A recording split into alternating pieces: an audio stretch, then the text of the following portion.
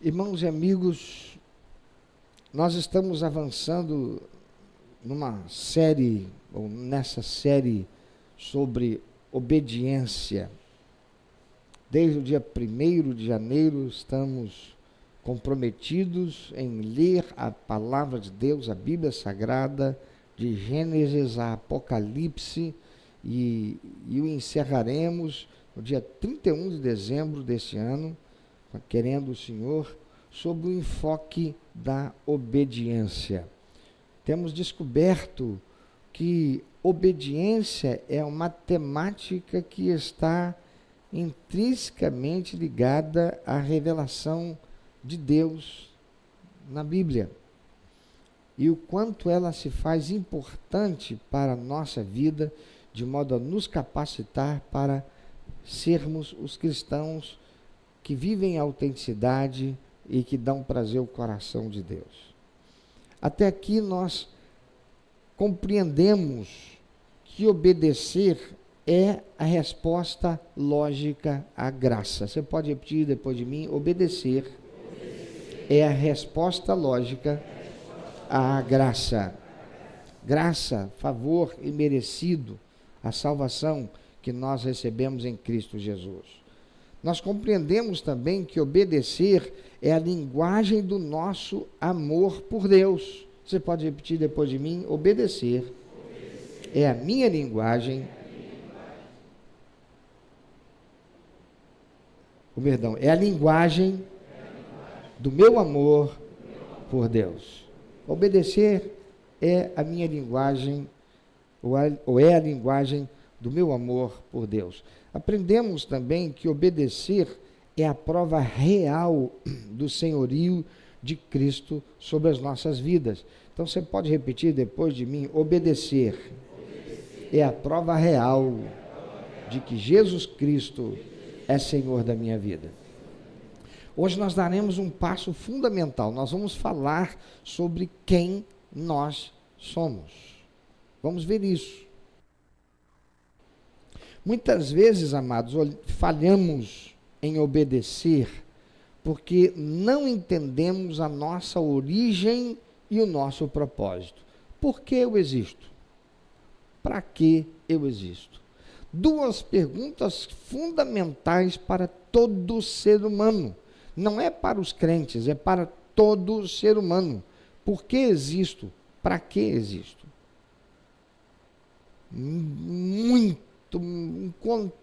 Somas incontáveis de recursos financeiros foram e têm sido envidados na direção de enviar máquinas, equipamentos, satélites para o espaço sideral em busca da resposta para a pergunta: por que existimos? Por que o ser humano existe?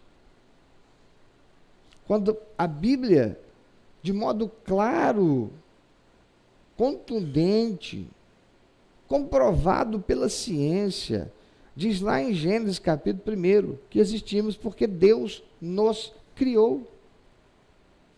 E nos criou do pó da terra.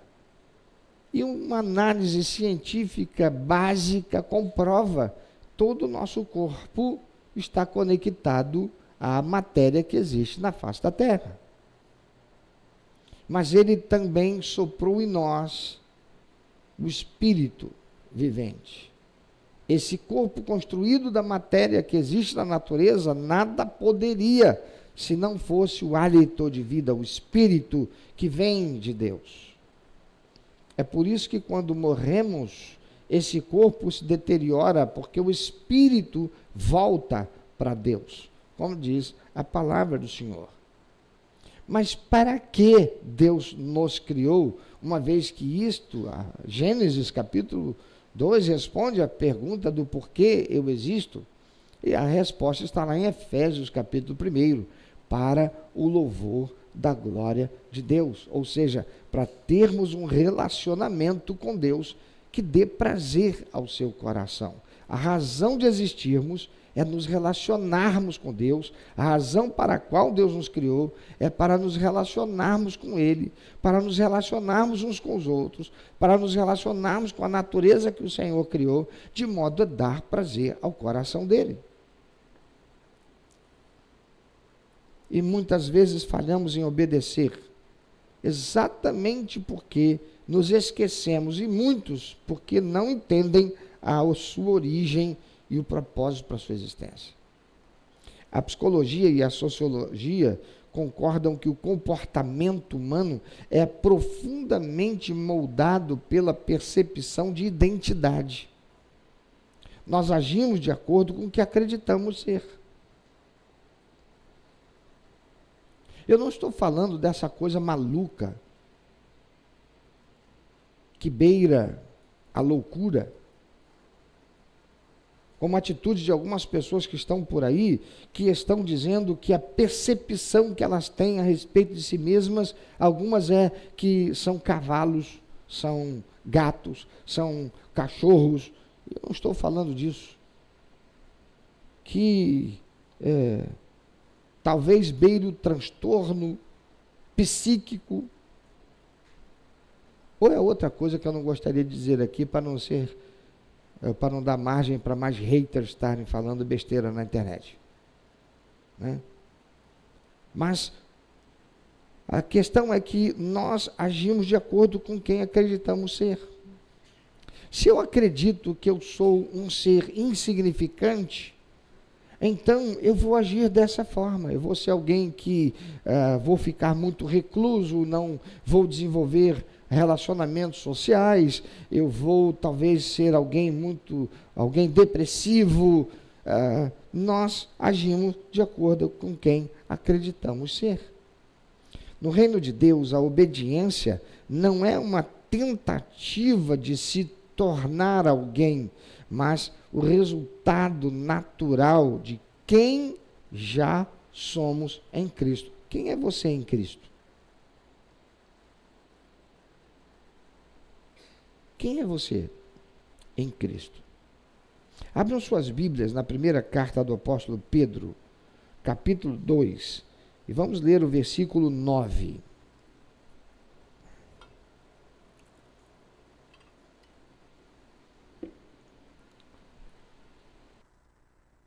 Você pode ler bem forte? Eu vou pedir, por favor, na versão revista e corrigida.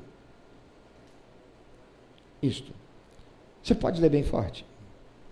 Mas vós sois a geração eleita, o sacerdócio real, a nação santa, o povo adquirido, para que anuncieis as virtudes daquele que vos chamou das trevas para a sua maravilhosa luz. Nós vivemos em uma era de profunda crise de identidade. O ser humano contemporâneo busca desesperadamente definir quem é através do consumo, da performance profissional, da aceitação nas redes sociais ou de rótulos ideológicos. Mas no campo da fé, quando não sabemos quem somos em Deus, a obediência se torna um peso insuportável, um conjunto de regras externas que tentamos cumprir para sermos aceitos. E é por isso que há tantas pessoas falando tão mal da Igreja de Cristo, do cristianismo, do ser evangélico. Não, porque eu fui membro de uma igreja, mas eu me senti constrangido porque tinha que fazer isso, tinha que fazer aquilo, tinha que cumprir não sei o que lá, tinha que devolver dízimo. A obediência se torna um peso insuportável para pessoas assim. Quando não sabe quem é em Cristo. No entanto, o apóstolo Pedro ele escreve para uma igreja que estava sendo perseguida e dispersa. Eles haviam perdido seus bens, perdido seu status social, perdido a sua segurança, e Pedro não lhes dá uma lista de tarefas que eles deveriam fazer para provarem que eram cristãos. Não, ele lhes devolve a identidade. Ele diz, mas, você pode ler junto comigo? Mas vós sois. Mas vós sois. Ele está dizendo, mas você é. A obediência bíblica não começa com o verbo fazer, ela começa com o verbo ser. Então, por favor, diz para quem está do teu lado, lembra, você está ajudando a construir um caminho neural, né, uma trilha neural, ajuda e diga para ela, não é ser, não é fazer, é ser. A nossa declaração de visão como igreja, como é que ela começa? Queremos ser, não começa queremos fazer. A declaração de visão é aquela que dá identidade à igreja. Nós queremos ser uma comunidade viva de cristãos autênticos. Aí, então, e só então nós partimos para a nossa declaração de missão. O que diz a nossa declaração de missão? Trazer pessoas para Jesus. O que mais? Torná-las membros integrados na família. Só aí nós vamos pensar, nós vamos falar em fazer, mas o que primeiro vem é o ser. Queremos ser. O apóstolo Pedro diz, mas vós sois. A obediência bíblica não começa com o verbo fazer, mas começa com o verbo ser. Se você tenta obedecer para ser aceito por Deus, então você cairá no esgotamento emocional e numa realidade de legalismo religioso.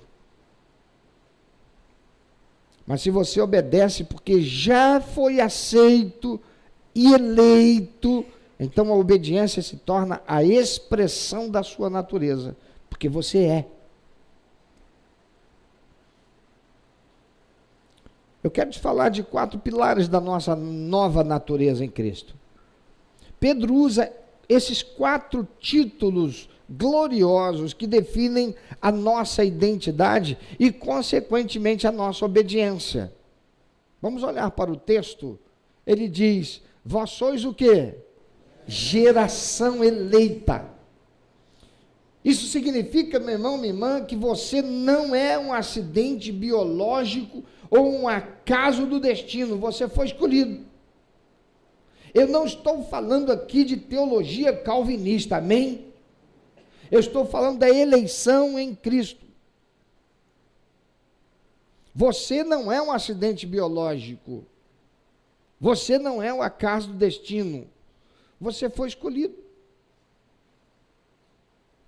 A obediência aqui é a gratidão de quem sabe que foi amado antes mesmo de existir.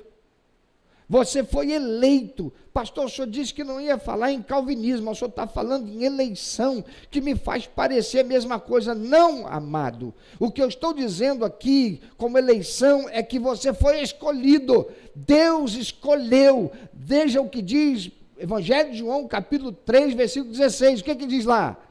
Porque Deus amou. E amar é uma escolha. Jesus diz, ama o teu inimigo. Quem é que ama o inimigo sem escolher fazê-lo? Olha para quem está do teu lado. Feio, chato, cri-cri, pernilongo. É ou não é? Não, né? Tá. Fala a verdade. É porque tu não convive. Pergunta para minha mulher se eu sou lindo o tempo todo. Tem hora que ela quer pegar no meu pescoço e diz, infeliz. Aí ela dizendo assim, ó, ela precisava do enfoque, não, irmão? Amar é uma escolha, irmão. Amar não é paixão. A paixão é aquela coisa que você bate o olho, dá nervoso, né? O metabolismo começa a remexer, dá calafrio, dá sudorese. Não é? Isso é paixão. Paixão leva a sexo. Amor Necessariamente não é relacionado a sexo. Amor não. Amar é uma escolha de querer bem. Amar é a escolha de fazer o bem. Amar é a escolha de estar junto.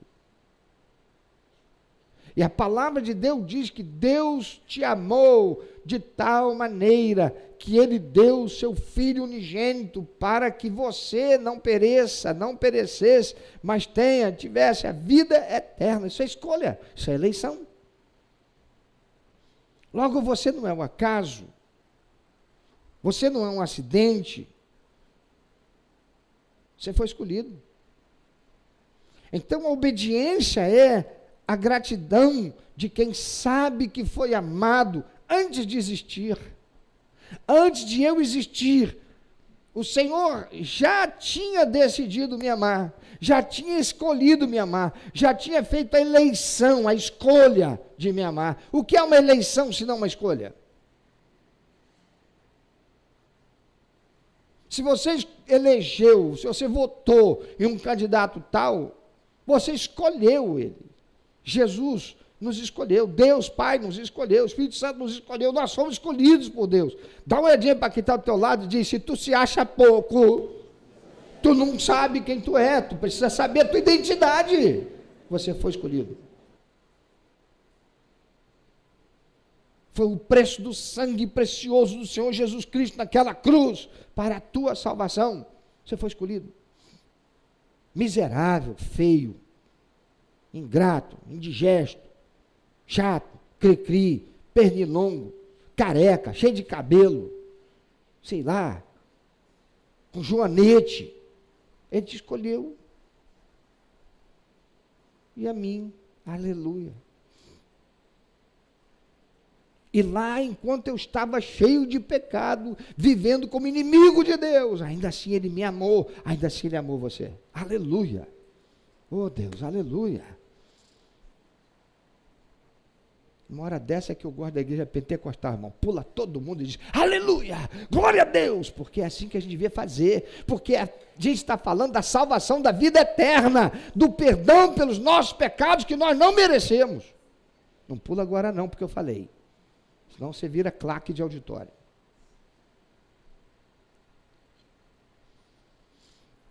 Obediência é a gratidão de quem sabe que foi amado, antes mesmo de existir. O apóstolo Pedro, ele fala de outro título glorioso. Ele diz lá: vós sois a geração eleita, e o quê? Sacerdócio real.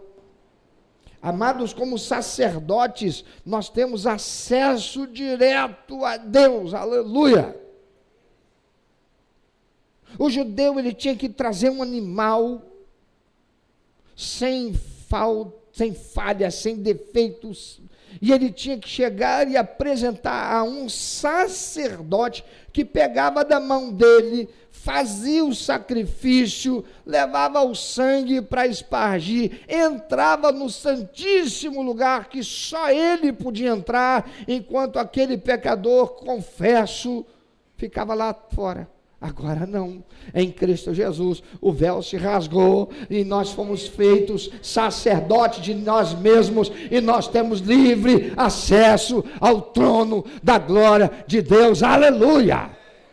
Eu posso abrir meu coração e falar com o Deus Todo-Poderoso, o Criador do céu, do universo. Você já parou para ver algum vídeo mostrando o espaço sideral, as incontáveis milhões e bilhões de planetas, estrelas que há, e você, esse pozinho na natureza, tem acesso livre ao trono do Criador de tudo isso, aleluia.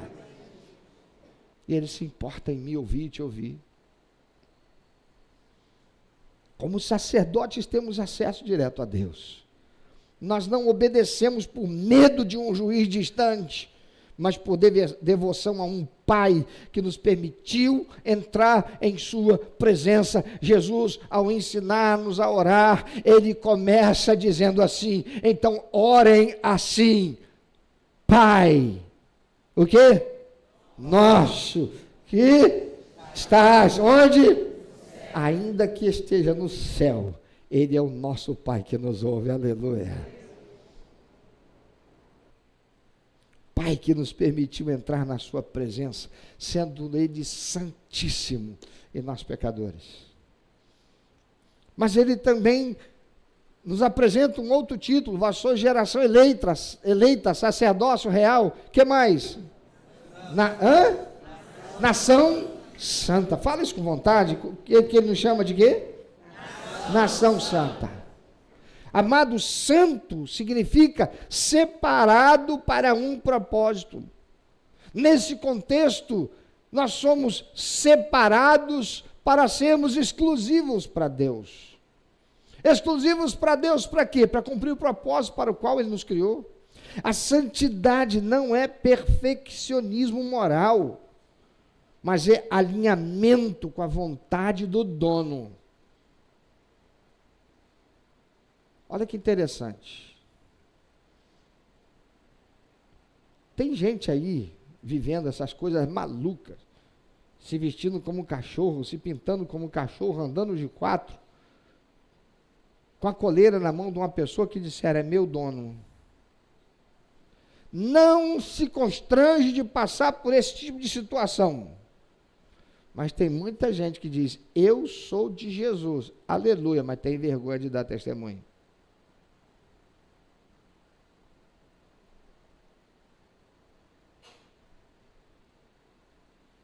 Quero te perguntar: quantos folhetinhos foi por você tem na sua bolsa, no seu bolso, você anda com ele para dizer para as pessoas: foi por você, e dar o seu testemunho? Santidade não é perfeccionismo moral, é alinhamento com a vontade do dono. Você tem dono? Eu tenho. O nome dele é Jesus Cristo. E por que ele é meu dono? Porque ele me comprou, pagando o preço precioso do seu próprio sangue derramado na cruz. E me comprou de quem? Me comprou da morte.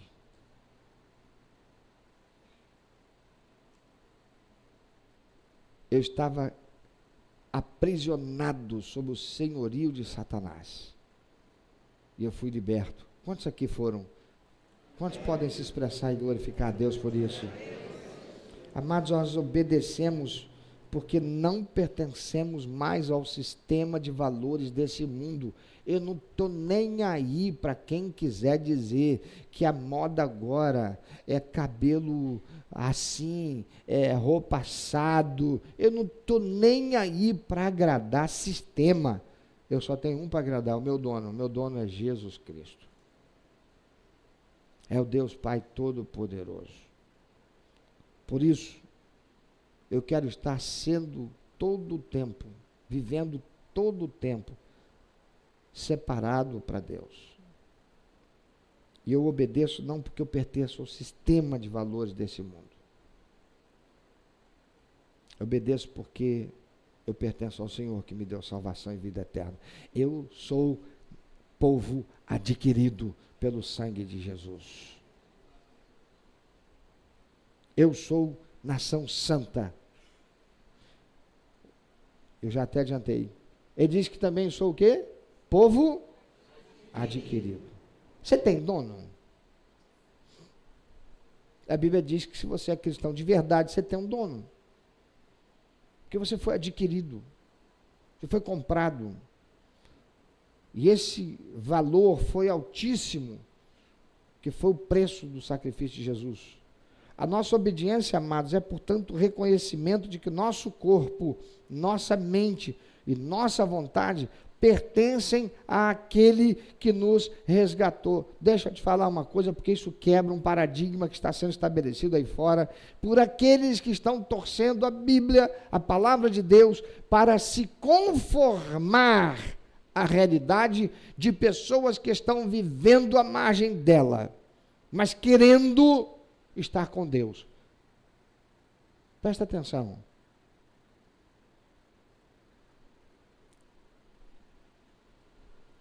Nosso corpo, nossa mente e nossa vontade, se eu digo que eu sou de Jesus, eu recebi Jesus como meu único, eterno, suficiente Salvador e Senhor da minha vida, meu corpo minha mente, minha vontade, agora pertencem àquele que me resgatou.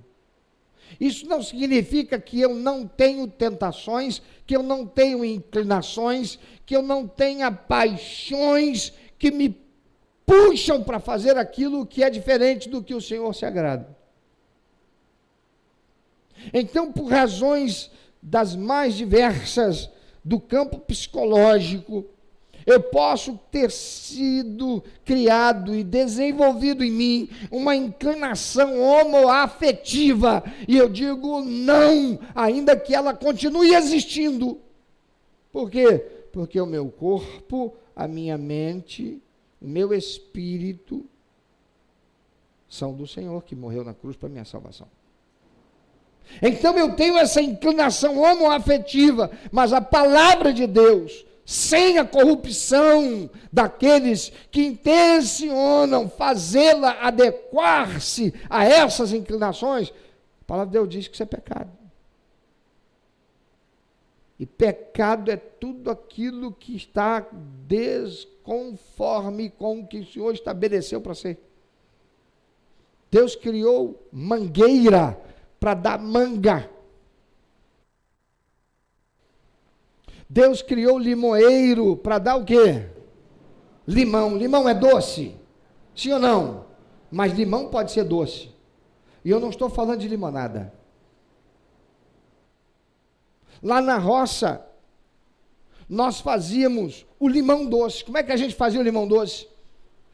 Pegava-se uma partezinha, que eu esqueci como é que é o nome que se dá, da laranja, ia no limoeiro, fazia um corte, lá chamava-se cavalo, e você colocava o cavalo ali, amarrava, prendia, cobria, colocava ali um pouquinho de um material para proteger por causa de fungo, e daqui a pouco, sabe o que acontecia? Aquilo germinava dentro, ali no caule do limoeiro, e o limoeiro começava agora a ter outros galhos, e no mesmo limoeiro você tinha limão azedo, e você tinha um limão doce. Que era o limoeiro com a influência da laranjeira, que foi enxertada ali. E com o passar do tempo, aquele limoeiro que era azedo, ele vai deixando de produzir aqueles limões que era limão, e vai produzindo o limão doce. Deixa eu te falar uma coisa.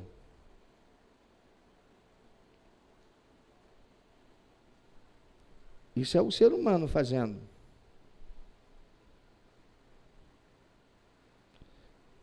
Mas Deus fez homem para ser homem e mulher para ser mulher. Amém? O que passa disso é enxerto.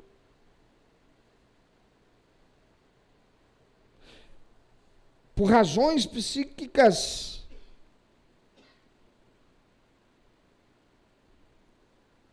eu posso crescer e desenvolver essa inclinação.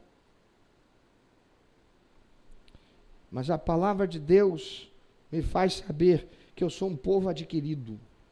Eu fui comprado, não para continuar sendo do jeito que eu era, mas para ser uma nação santa, separada, exclusiva para Deus. Tem que ser do jeito de Deus.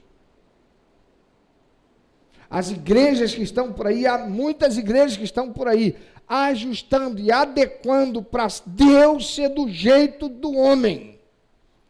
Então esse Deus, chamado cristão, que é uma mentira, é uma heresia, ele está se adequando para se ajustar à inclinação do homem que quer ser daquele jeito.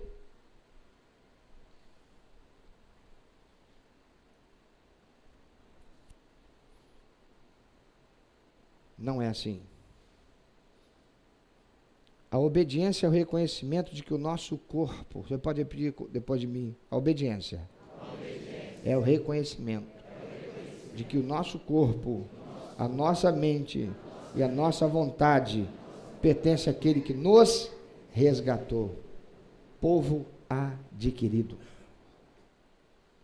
Um preço foi pago, não para eu continuar com aquela inclinação e satisfazer aquela inclinação. Não. Um preço foi pago para que, ainda que tendo aquela inclinação, porque eu vou continuar sendo ser humano até morrer, sujeito a essas coisas, sujeito à inclinação da fofoca, sujeito à inclinação do adultério, sujeito à inclinação da jogatina, sujeito à inclinação do vício, seja ele qual for, e eu vou dizer não, porque meu corpo agora é resgatado pelo Senhor Jesus. A neurociência nos ensina que o cérebro cria padrões de comportamento baseados no ambiente e no pertencimento. E quando você entende que é povo adquirido, a sua estrutura interna começa a rejeitar aquilo que é estranho ao dono.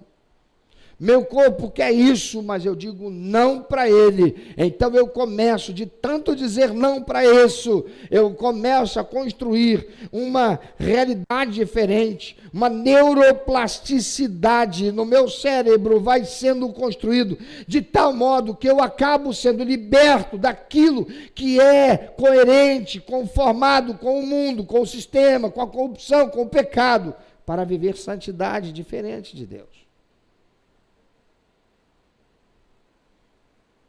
A obediência passa a ser um sistema de defesa da sua nova identidade. Por isso, aquilo que antes você fazia e não sentia nenhum incômodo, desconforto, estava tudo bem. Agora, quando você começa como nova criatura em Cristo, aquilo passa a ser desconfortável para você. E por mais que por um tempo seja problemático, difícil, a adaptação, a batalha, a luta entre a carne e a santidade do ser, chega um momento, porque tanto você diz não para o pecado, você passa a viver uma nova realidade como filho de Deus. E aquilo que era pecado para você, e era tão difícil aquele embate, passa a não ser mais. Você desenvolve ojeriza por coisas que você antes fazia. Coisas que antes você fazia e parecia normalizado, já estava normalizado na sua mente, agora você passa a ter aversão àquilo. Você era mentiroso, você passa a ter aversão à mentira. Você era adúltero, você passa a ter aversão ao adultério. Você era promíscuo, passa a ter aversão à promiscuidade.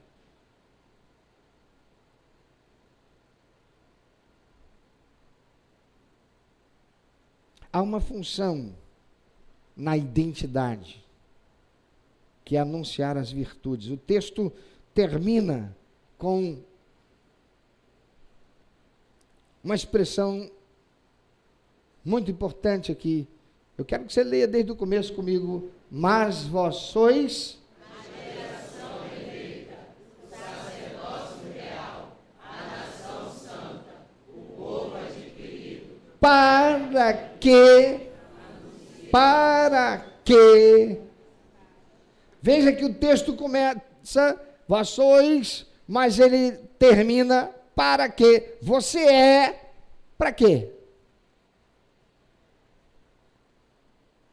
E ele diz, para que anuncieis as virtudes daquele que vos chamou. Aqui está o segredo. A nossa obediência é a nossa propaganda de Deus. A nossa obediência era o para que existimos. O mundo, amados, não lê a Bíblia. O mundo lê a Bíblia? O mundo lê a Bíblia? Não, o mundo não lê a Bíblia. O que é que o mundo lê? Olha para quem está ao teu lado. Se ele é um cristão, diz, o mundo lê a sua vida. O mundo lê você. O mundo não lê Bíblia, o mundo lê o cristão. Quando Pedro fala em anunciar as virtudes, ele não está falando apenas de pregar com palavras, mas de viver de tal forma que as pessoas vejam em nós o caráter de Cristo. A obediência é a identidade em movimento. Você pode repetir isso? A obediência é a identidade em movimento. Quando você escolhe honestidade, onde todos são corruptos, você está afirmando, eu sou nação santa. Quando você perdoa quem não merece, você está declarando: eu sou sacerdócio real. Quando você se mantém firme em seus valores, apesar da pressão social, você mostra que você é geração eleita. A desobediência, por outro lado, é uma crise de amnésia espiritual. Nós pecamos quando esquecemos quem somos e a quem pertencemos. Eu vou perguntar o que perguntei no começo. Você é quem? Quem você é? A quem você pertence? Quem está sentado no trono da tua vida? A obediência, amados, não é o que fazemos para Deus nos amar. É o que fazemos porque Ele nos amou e nos transformou. Nós somos a geração eleita. Nossa conduta, então, deve ser o eco da nossa identidade. E quando o mundo olhar para você, que ele não veja apenas um religioso, um crente, mas alguém que sabe exatamente quem é e a quem serve. Pensa sobre isso. Quem você é? E a quem você serve?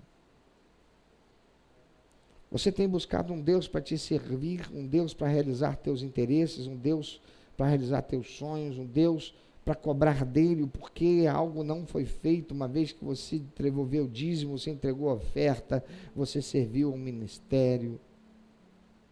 Você é alguém que foi membro da igreja, esteve envolvido no ministério, foi dizimista, foi ofertante, mas em dado momento você começou a ter frustrações, porque algumas coisas que você queria que fosse do teu jeito, Deus não queria assim, Deus não fez como você esperava, então você se decepcionou, você olhou para o homem, você olhou para a falha do homem, e você resolveu ir embora, e você passou a fazer parte daqueles que hoje estão por aí, nas grandes mídias, fazendo um desserviço ao evangelho, falando mal da igreja.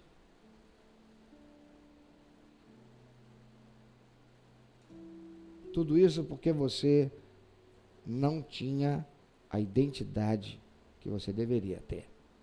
A consciência da identidade.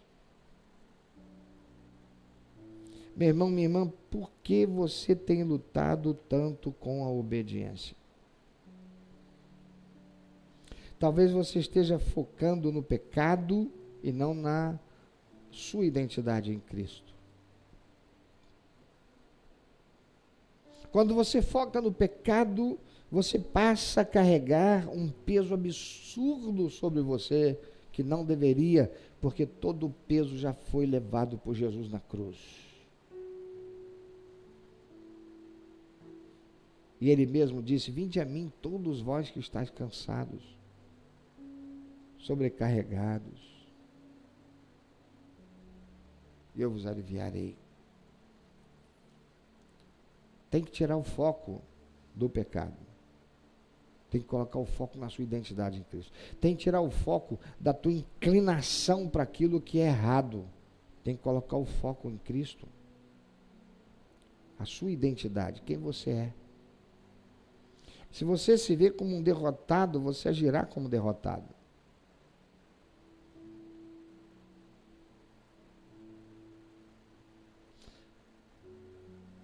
Mas a palavra de Deus diz hoje que você é povo adquirido.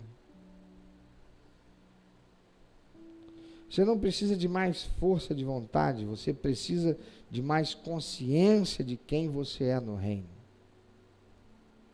Então pare de tentar fabricar obediência e comece a cultivar a sua identidade como filho, como filha. A obediência de um filho não é um esforço para ganhar o amor do pai, mas é a alegria de ser parecido com ele. Que nesta semana que inicia hoje, cada decisão seja precedida pela pergunta: isso aqui condiz com quem eu sou em Deus? Se eu fizer isso aqui, isto vai macular, vai sujar a minha identidade em Cristo.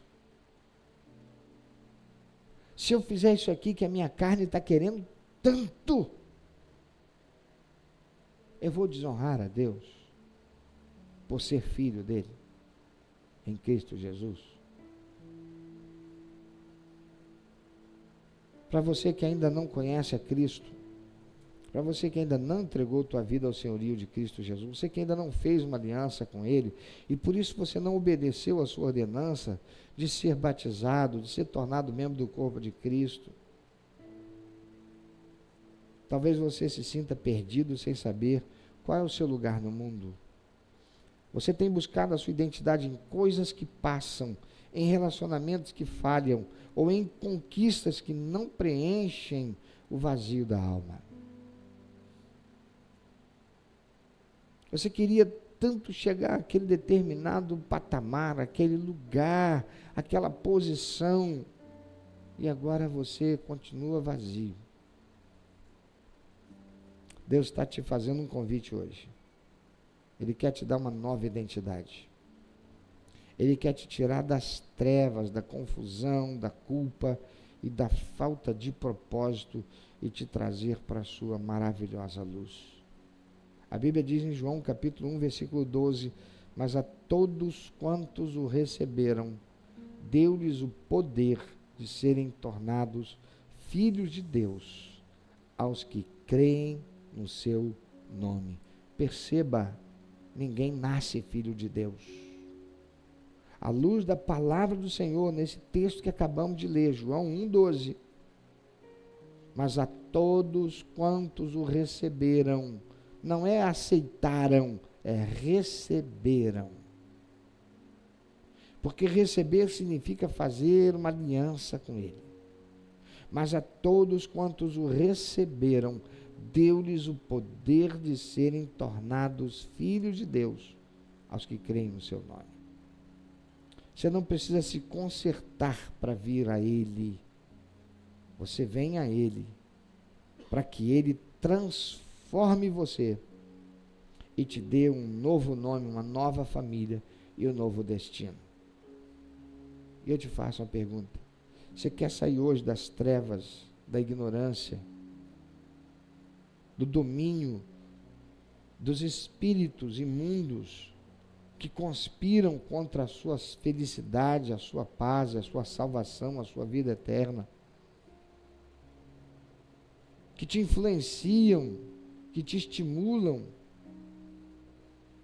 para que você satisfaça a carne, as paixões, entristecendo ao Senhor, que deu seu próprio Filho para morrer na cruz do Calvário para te dar salvação e vida eterna. Você quer sair dessas trevas e tornar-se parte desse povo escolhido hoje? Se há alguém aqui nessa manhã que assim o quer, fazendo uma aliança, recebendo Jesus como seu único, eterno, suficiente Salvador e Senhor da sua vida, levanta bem alto o seu braço agora, onde você estiver. Se alguém está afastado do caminho do Senhor, da comunhão com Deus, da comunhão com o corpo de Cristo, reconhece que seu lugar não é lá fora, mas quer hoje tomar uma posição com o Senhor, fazer uma aliança verdadeira com Ele, levanta seu braço onde você estiver. Eu quero orar com você. Se você está participando conosco pela transmissão e você quer fazê-lo, tem um QR Code agora na sua tela. Você pode também entrar em contato conosco e dizer: eu hoje faço uma aliança com Jesus. Eu hoje entrego a minha vida para Jesus. Eu hoje recebo o novo nome dado aos que recebem Jesus como Salvador e Senhor, Filho de Deus. Mas se você quer as bênçãos de Deus, sem aliança com o Senhor, você não precisa fazer nada, pode continuar do jeito que você está. Mas se você reconhece que estando afastado da comunhão com o corpo de Cristo, é a verdade que você tem se permitido estar enganado, diferente daquilo que você tem se permitido estar enganado, dizendo que você pode ser crente você pode ser um cristão, você não precisa estar na igreja, você não precisa ser membro da igreja, você pode continuar vivendo como você tem vivido, você tudo que precisa é abrir a boca e declarar que você ama a Jesus, que você recebe Ele como Salvador, e isso é auto-engano, porque é o próprio Deus quem fala a respeito de si e de como é o padrão que Ele recebe e que devemos fazer.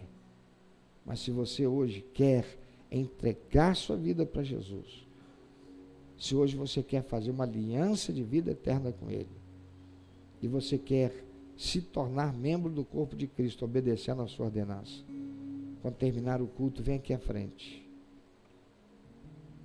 Nós vamos estar aqui aguardando por você.